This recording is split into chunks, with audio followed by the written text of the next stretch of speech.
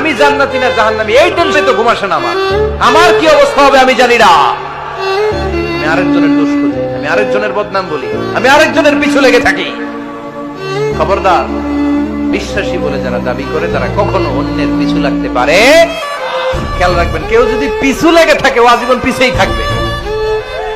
পিছু লাগা মানে কি? ও সামনে না আমি সামনে। কথা বোঝে নাই বোধহয়। কেউ যদি আমার পিছু লাগে, ও সামনে না আমি সামনে, আমি সামনেই থাকবো, ও পিছনেই থাকবে। কথা বুঝতে পেরেছেন? খবরদার, পিছু লাগবো না কারো, কারণ কারো পিছু লাগলে আমি পিছনে পড়ে যাবো।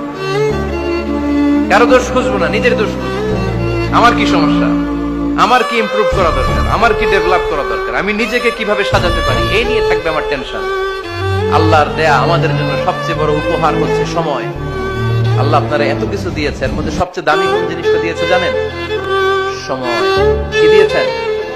আমাদের জীবনের সবচেয়ে দামি জিনিসটা, এই সময়টা আমরা অন্যের পিছনে লাগাই ফেলি।